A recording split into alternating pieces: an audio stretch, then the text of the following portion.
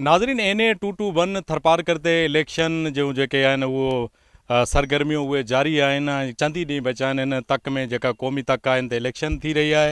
हिन वक़्तु असां छाछरो शहर में जेका सूरत हाल ॾिसूं पिया त शहरी कहिड़ा मसइला आहिनि। ख़ासि करे हिते शहर में जेका सफ़ाई जी सूरत हाल आहे हीअ आहे। शहर में गंदगी जा ढेर लॻायल आहिनि ऐं हिन वक़्तु जेका शहरी आहिनि उहे सख़्तु परेशान आहिनि। हिते जेके मुक़ाबिलो करी रहियूं आहिनि ॿ पार्टियूं आहिनि जंहिंमें पाकिस्तान पीपल्स पार्टी जो उमेदवार ऐं पाकिस्तान तहरीक इंसाफ़ जो उमेदवारनि में कांटेदार मुक़ाबिलो आहे। वधीक शहरियुनि सां ॻाल्हि ॿोल कंदासूं त उन्हनि जा जेके बुनियादी मसइला आहिनि उहे कहिड़ा हल थिया आहिनि, उहे छा था चवणु चाहिनि त हिन वक़्तु शहर में ख़ासि करे सफ़ाई जी सूरत हाल ते उन्हनि जो छा चवणु आहे। हिते किचिरो जाम आहे, को बि हिते चवण वारो कोन्हे। जंहिंखे चवंदा की हिते भंगी आहे न कोन्हे, को कामोरो न को ॿुधण वारो न को टीएमओ न को केरु ॿुधण वारो कोन्हे। हिते तव्हांखे ख़बर आहे तव्हांजे तक ते इलेक्शन थी रही आहे ऐं हीअ जेके आवाम जा मसइला को उमेदु आहे त हल थींदा? कुझु कोन थींदा, सभु खाइण वारा हिते अचनि पिया, बसि ॿियो कुझु कोन हल वारा आहिनि कोन हिते।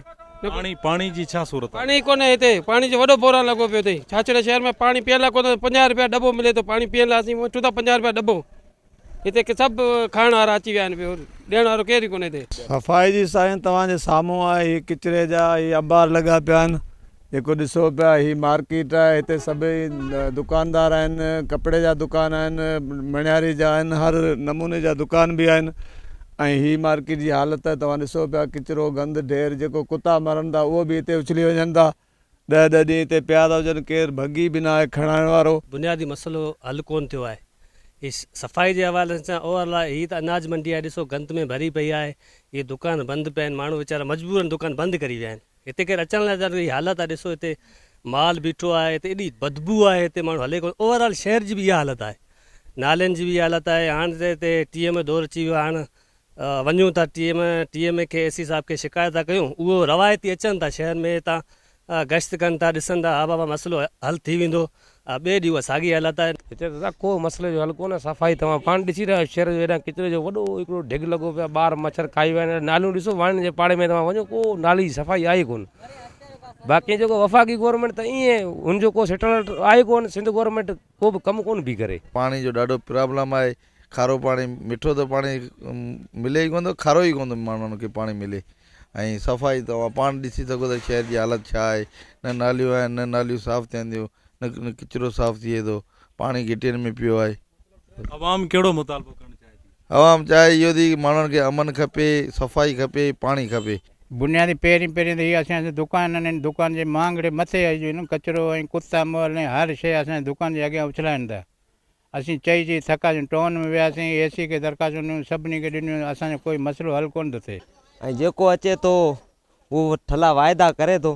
बाक़ी तव्हां ॾिसी सघो था ऐं तव्हांखे बि ख़बर हूंदी हिते जहिड़ो करे माना पाणी जा मसइला आहिनि ऐं उन खां अलावा सिहत जा बि मसइला आहिनि ऐं तालीम जेको ईअं ई असांजी तबाह थी चुकी आहे। सभ खां पहिरीं सफ़ाई जो मसइलो आहे। ॾाढी अवां जे साम्हूं हालत लॻी पई आहे, केर बि सफ़ाई करण लाइ तयारु कोन हूंदो आहे हिते। पर इलेक्शन आहे, जेको बि अचे असांखे शहर में जेको सफ़ाई आहे सभ खां पहिरीं अवलीन तरजीह शहर ते ॾिए। पाणी जो निज़ाम आहे तो माण्हुनि जो कोन आहे, हालत लॻी पई आहे।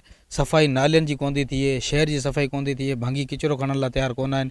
टाउन जे तरफ़ां ॾाढी कारकर्दगी ख़राबु आहे। जिते किचिरो पियो हूंदो उन जॻह ते पियो आहे, केर बि गॾु करे खणण लाइ तयारु कोन आहिनि। जेको टाउन वारा कमु करण लाइ तयारु आहिनि। जेको बि अचे असांजे तरफ़ां जहिड़ी पार्टीअ सां तालुक़ रखे शहर जी अवलीन तरजीह शहर खे सफ़ाई। 15 सालनि खां ई किचिरे जो ढेर आहे।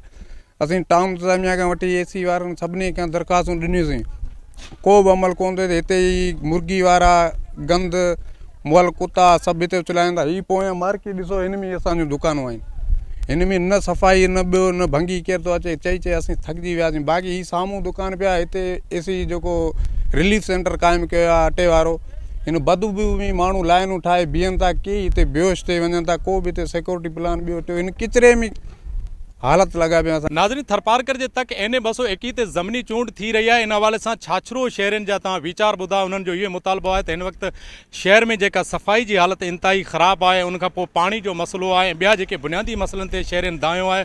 उन्हनि इहो मुतालबो कयो आहे त सिंध गवर्नमेंट खां ख़ासि करे त जेके असांजा बुनियादी मसइला आहिनि उहे हल कराया वञनि। जबार नोड़ियो, टाइम न्यूज़, छाछरो।